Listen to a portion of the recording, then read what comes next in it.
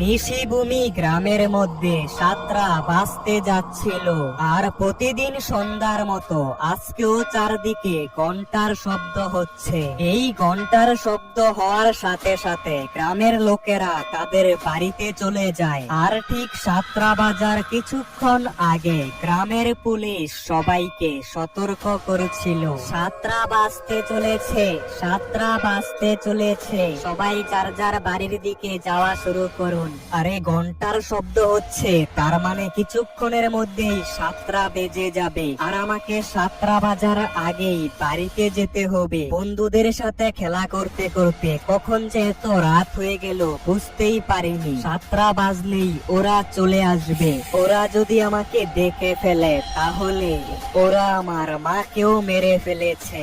তারপর এই ছেলেটি সাতটা বাজার আগেই তার বাড়ির ভিতরে চলে যায়, কারণ তারা বাড়ির ভিতরে আসতে পারে না। তনয়, তুমি এতক্ষণ কোথায় ছিলে? তুমি জানো না সাতটা বাজলে ওরা চলে আসে? বাবা, আমি বন্ধুদের সাথে খেলা করছিলাম, তাই এত দেরি হয়ে গেছে।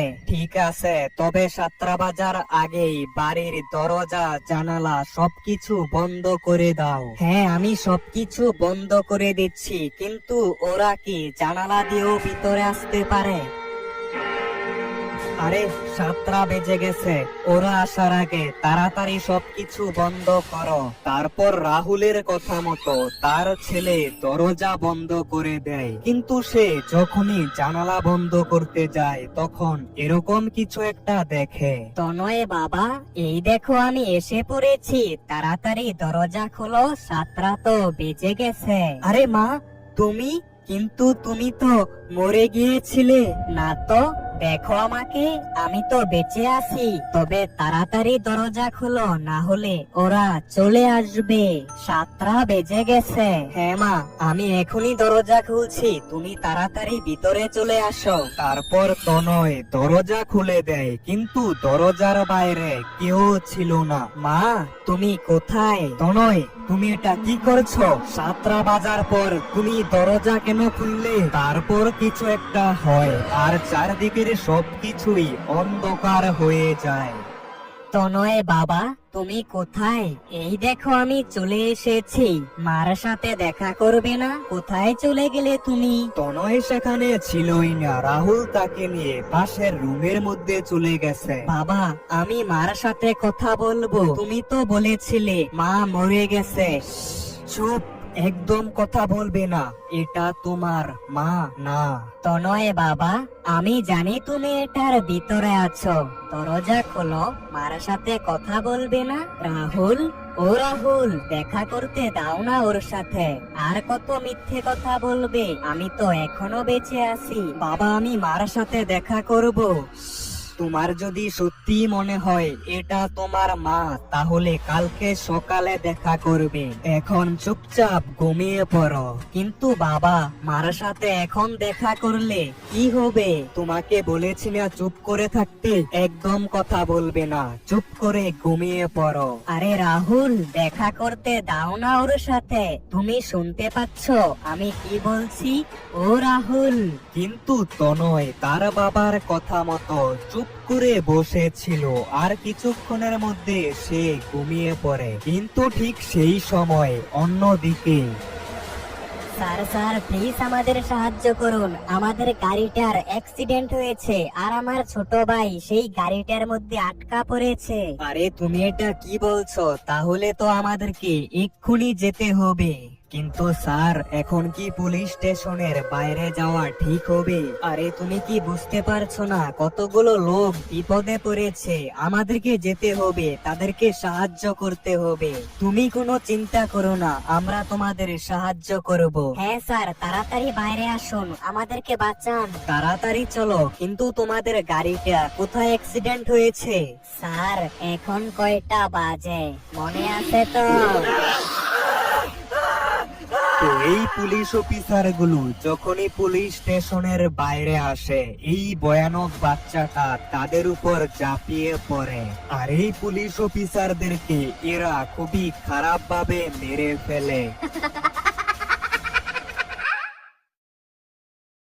কিছুক্ষণের মধ্যেই সকাল হয়ে যায়। তারপর রাহুল আর তার ছেলে তনয় ঘর থেকে বাইরে বের হয়, কিন্তু সেই সময় সেখানে কেউ ছিল না। বাবা, তুমি তো বলেছিলে সকালবেলা মার সাথে দেখা করতে পারবো, কিন্তু মা এখন কোথায় চলে গেছে? মার সাথে দেখা করবে? তাহলে চলো আমার সাথে। কিন্তু বাবা, আমরা কোথায় যাচ্ছি আর মার সাথেই কিভাবে দেখা করব? কালকে রাতে মা তো আমাদের বাড়িতেই এসেছিল। সেটা তোমার মা ছিল না। কিন্তু বাবা, ও তো একদম মায়ের মতোই কথা বলছিল। তুমি শুধু আমার সঙ্গে আসো, আজকে তুমি সব কিছুই জানতে পারবে। তনয়, তুমি কি এখানে কিছু দেখতে পাচ্ছ? এখানে তো সেরকম কিছুই নেই, শুধু একটা পুরনো বাস পড়ে আছে। বাবা, এটাই সেই জায়গা, এখানেই তোমার মাকে ওরা মেরে ফেলেছিল। কি? কিন্তু কিভাবে? শোনো তাহলে, ওই দিন আমাদের বাড়িতে আসতে অনেক দেরি হয়েছিল। সেই সময় সকালের 4টা বেজে গিয়েছিল, কিন্তু সূর্য উঠতে এখনো কিছুক্ষণ বাকি ছিল, যার কারণে গ্রামের সবগুলো বাড়ির দরজা জানালা বন্ধ করা ছিল। আর আমাদের বাড়িটাও সেই জায়গা থেকে অনেক দূরে ছিল, তাই আমাদের জঙ্গলে লুকিয়ে থাকা ছাড়া আর কোনো উপায় ছিল না। তারপর আমি আর তোমার মা একটা ঝোপের মধ্যে লুকিয়ে পড়ি, কিন্তু তখন হঠাৎ করে তোমার মা আমাকে বলে, রাহুল, ওরা আমাদেরকে দেখে ফেলেছে, আমাদেরকে অন্য কোথাও গিয়ে লুকিয়ে পড়তে হবে। কিন্তু এখন আমরা কোথায় লুকাবো? আশেপাশে কি কোনো লুকানোর জায়গা দেখতে পাচ্ছ?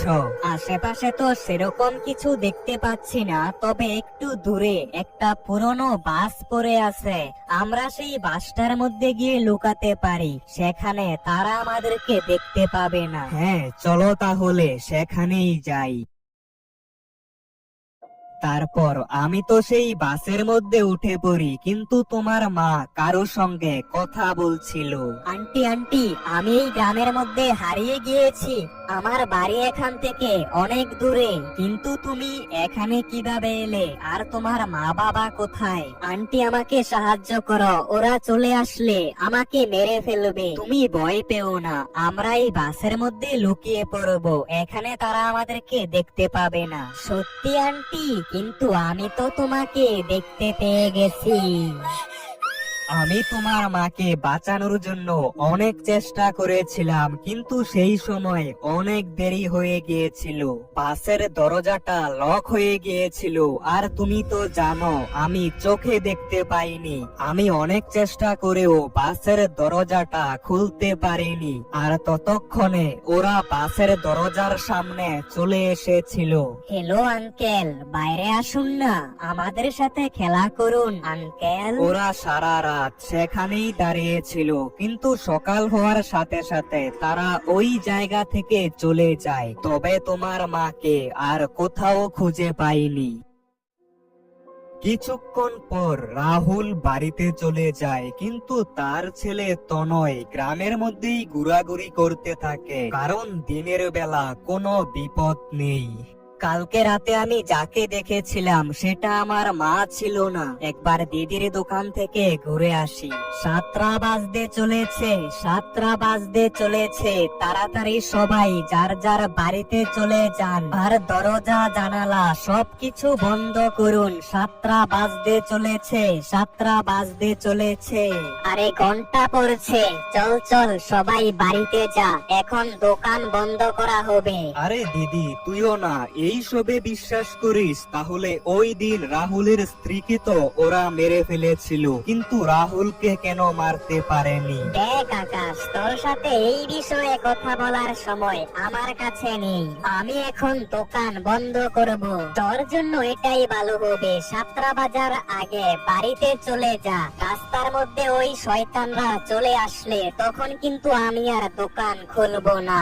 হ্যাঁ হ্যাঁ, যাচ্ছি। তোকে তো জ্ঞান দিতে হবে চলবে না, তুই দোকান বন্ধ কর। কি রে, তুই কি শুনতে পাসনি? দোকান বন্ধ করব, তাড়াতাড়ি বাড়িতে যা। হ্যাঁ দিদি, আমি এখনই বাড়িতে চলে যাচ্ছি, তুমি দোকান বন্ধ করে দাও, আমি বাড়িতে যাচ্ছি। তারপর তনয় দিদির দোকান থেকে বের হয়ে যায়, কিন্তু তার মনে একটা প্রশ্ন ছিল। আরে আকাশ ভাইয়া তো ঠিকই বলেছে, ওই দিন ওরা আমার মাকে তো মেরে ফেলেছে, কিন্তু আমার বাবার কিছু করতে পারেনি কেন? আমাকে এই বিষয়টা জানতে হবে, আকাশ ভাইয়ার সাথে এই ব্যাপারে কথা বলতে হবে। আরে আকাশ ভাইয়া, ও আকাশ ভাইয়া, একটু দাঁড়াও, তোমার সাথে কিছু কথা আছে। তোর আবার কি হলো? 7টা বাজার আগে, তাড়াতাড়ি বল, কি বলবি? না মানে, ওই যে তুমি দিদির দোকানে বললে না, ওই দিন ওরা আমার মাকে তো মেরে ফেলেছিল, কিন্তু আমার বাবাকে মারতে পারেনি, সেই দিন কি হয়েছিল? শোন তাহলে সেই দিন কি হয়েছিল। সেই দিন রাতের বেলা সবকিছুই আমার চোখের সামনেই হয়েছে। ওই শয়তানগুলো তোর মাকে খুবই খারাপ ভাবে মেরে ফেলেছিল, আর তোর বাবা ছিল বাসের ভিতরে, কিন্তু ওই শয়তানগুলো কোনো একটা কারণে বাসের ভিতরে যেতে পারছিল না। আকাশ ওই দিনের সব ঘটনা তনয়কে খুলে বলছিল, কিন্তু সেই সময় 7টা বেজে যায়, আর 7টা বেজে গেলেই ওরা চলে আসে। আরে আরে, 7টা বেজে গেছে, এখন আমার বাড়িতে চল। না না আকাশ ভাইয়া, আমি আমার বাড়িতে চলে যাব, তুমি কোনো চিন্তা করো না। আরে পাগল নাকি তুই? রাস্তার মধ্যে ওরা তোকে ছিঁড়ে ছিঁড়ে খাবে। 7টা বাজার সাথে সাথেই তারা দুইজনে আকাশের বাড়িতে চলে আসে। আকাশ ভাইয়া, এখন বলো সেই দিন রাতে কি হয়েছিল? তোর তো দেখছি এই ব্যাপারে খুবই জানার ইচ্ছা, শোন তাহলে সেই দিন কি হয়েছিল। হ্যাঁ আকাশ ভাইয়া, ওরা বাসের ভিতরে কেন যেতে পারছিল না? সকালের সূর্য ওঠার আগ পর্যন্ত ওরা বাসের সামনেই দাঁড়িয়েছিল, কিন্তু কোনো একটা কারণে ওরা সেই বাসের ভিতরে যেতে পারছিল ও না। আকাশ। আরে এই আওয়াজটা তো একদমই আমার মায়ের মতো। আরে এটা তোর মায়ের গলা না রে, তোর মা এসেছে আমাদের বাড়িতে। আকাশ, দরজা খোল, তোর সাথে অনেক কথা রয়েছে। আরে আজকে হঠাৎ করে তুই আমার বাড়িতে কেন এলি? আমি তো প্রতিদিনই তোর বাড়িতে আসি, কিন্তু তুই তো দরজা বন্ধ করে রাখিস। এখন দরজা খোল, আজকে অনেক কথা বলবো। হ্যাঁ, তুই একটু দাঁড়া, আমি এখনই দরজা খুলে দিচ্ছি। আরে আকাশ ভাইয়া, এটা আমার মা না, ভুল করেও দরজা খুলো না। আরে তুই শুধু দেখতে থাক এখন কি হয়। কিরে, কি হলো? দরজা তো খুলে দিয়েছি, ভিতরে চলে আয়। আরে এটা কি হচ্ছে? মা তো ভিতরে আসতে পারছে না। আরে আকাশ, তুইও না, তুই নিজেই তো বাইরে চলে আসতে পারিস, বাইরে চলে আয়। কিন্তু কোনো একটা কারণে এই আত্মাগুলো ভিতরে যেতে পারছিল না। আরে 7টা বেজে গেছে, এখনো তো তনয় বাড়িতে আসেনি। রাস্তার মধ্যে আবার কোনো বিপদ হয়নি তো? তাড়াতাড়ি গ্রামের সবাইকে ফোন করতে হবে। হ্যালো আকাশ, আমার ছেলেকে কোথাও কি দেখতে পেয়েছো? এই তো তোর বাবার ফোন চলে এসেছে। আরে রাহুল, তুমি কোনো চিন্তা করো না, তোমার ছেলে আমার কাছে একদম নিরাপদে আছে। আরে আকাশ ভাইয়া, এরা বাড়ির ভিতরে আসতে পারছে না কেন? আরে তনয়, মার সাথে দেখা করবে না? বাইরে আসো, মার সাথে কথা বলো। এরা যতই চেষ্টা করুক আমার বাড়ির ভিতরে আসতে পারবে না, কারণ আমার বাড়িতে এখন মোমবাতি জ্বলছে। সেই দিন রাতে এই শয়তানগুলো তোর মাকে তো মেরে ফেলেছিল, কিন্তু তোর বাপকে মারতে পারেনি কেন? এটা দেখার জন্য পরদিন সকালবেলা আমি বাসের ভিতরে গিয়ে দেখতে পাই কতগুলো মোমবাতি জ্বলছিল। এই মোমবাতির আগুনের কারণেই ওরা সেই দিন বাসের ভিতরে আর আজকে আমার বাড়িতে আসতে পারবে না। আর হ্যাঁ বন্ধুরা, এরপর কি হলো এটা জানতে চাইলে এই ভিডিওতে 5000 লাইক কমপ্লিট করো আর কমেন্টে লিখো পার্ট 2 দেখতে চাই, তাহলে খুব তাড়াতাড়ি এর পার্ট 2 চলে আসবে।